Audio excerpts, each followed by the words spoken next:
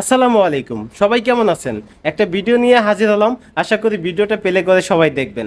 আমাদের সমাজে কিছু কিছু লোক আছে, একজনের ভালো একজন চোখে দেখতে পারে না। এই ভিডিওটা প্লে করে দেখার পরে আপনি আপনার মতামত অবশ্যই কমেন্ট বক্সে বলে যাবেন এবং এর কি বিচার করা উচিত আপনি বলে যাবেন। ফেসবুকে ভাইরাল হবার আগে ৬ স্ত্রী নিয়ে সুখে থাকলেও খবর ছড়িয়ে পড়ার পর গ্রামের কিছু ব্যক্তি একজোট হয়ে রবিজুলকে ইসলামী শরীয়ত মানাতে দুজন স্ত্রীকে তালাক দিতে বাধ্য করা হয় বলে অভিযোগ তুলেছেন তিনি। এমনকি তার বাড়িঘর আগুন দিয়ে পুড়িয়ে দেওয়ার হুমকিও দেওয়া হয়েছে গ্রাম্য সেই সালিশে।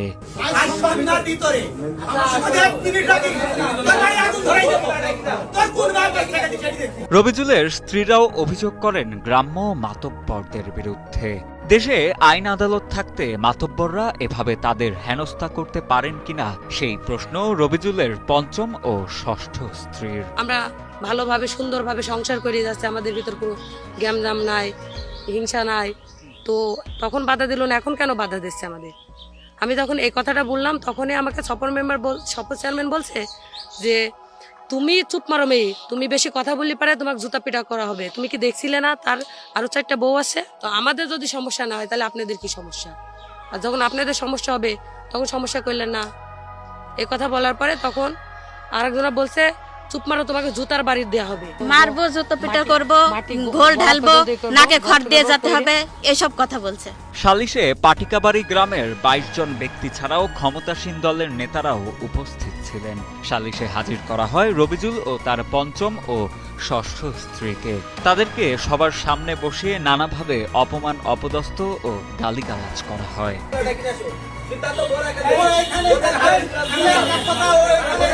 সারা বাংলাদেশে অনেক জায়গায় খারাপ কাজ চলছে, কিন্তু সেটার কোনো নাই, এটা খারাপ কাজ চলছে, এখানে খারাপ কাজ চলছে, এটার কোনো কিচ্ছু নাই। কিন্তু আমি একটা সুন্দর মতন একটা মানুষকে নিয়ে চলছি, তা আমাকে সময় দেওয়া হলো না। আমাকে চাপ দেওয়া 1 মিনিট সময় দেয়নি।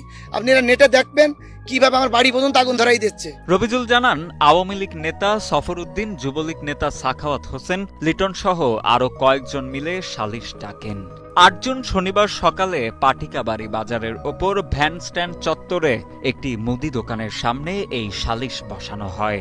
স্ত্রীরা গরিব বলে তাদের চলার মতো একটা অবস্থান তৈরি করে পরবর্তীতে এ বিষয়ে সিদ্ধান্ত নেওয়ার প্রস্তাব দিলেও সালিশে তা মানা হয়নি। আমি মানি, আমি 4টার অতিরিক্ত করা যায় না, এটা আমি দেশবাসীকে সবার কাছে ক্ষমা চেয়েছিলাম। আর এই 2টার জন্য আমি 2 মাস আমার চেয়ারম্যান মেম্বারের কাছে আমি সময় চাইলাম যে তারা গরিব মানুষ কোথায় যাই দাঁড়াবে, তাদের তো একটা পরিবেশ করতে হবে। তাদের 1 মিনিট সময় দেয়নি, তাদের বাড়ি থেকে বের করে দেওয়া হয়েছে। সালিশ শেষে স্ট্যাম্পে স্বাক্ষর নেওয়া হয় রবিজুলের। পরবর্তীতে তার 2 স্ত্রীকে এলাকা ছাড়া করেন এলাকার মাতবররা। 6 স্ত্রী নিয়ে সুখেই বসবাস করছিলেন তিনি। অপমান না করে বাড়িতে গিয়ে বোঝালে তিনি 4 স্ত্রীকে রেখে অন্যদের দেনমোহর দিয়ে তালাক দিয়ে দিতেন বলেও দাবি করেন তিনি।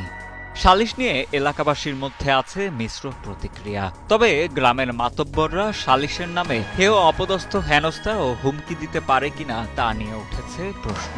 মন্ডলটা যা করবে তাই, কোনো একটা পাবলিক কথা বলা যাবে না। আর মন্ডলটা জোর করে ধরুন বউ বাদ দেয়, তাছাড়া ও তো বাদ দেয় নাই, বউরা কোনো অভিযোগ করি নাই।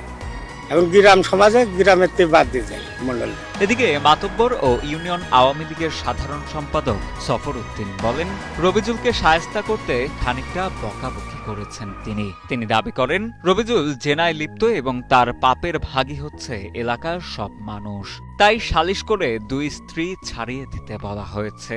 আমরা জিনার ভাগী হচ্ছে, যেহেতু কম বেশি তো আমরা জানি, যতটুকু জানি, যেহেতু কোরআনে হাদিসে কোরআনে যেটা নিষেধ তুমি সেটা পারবা না, ঠিক আছে, সেটা করা যাবে না। তুমি হচ্ছে 4টি রাখো, 2টা বিদায় করে দাও। রবিজুল ইসলাম ও তার স্ত্রীরা পুলিশে অভিযোগ দায়ের করবেন বলে জানিয়েছেন। এখন আমরা আমার স্বামীর ভাত খাবো, আর স্বামী যদি আমাদের রাখে আমরা থাকবো, আর আমরা কেস করব আইনের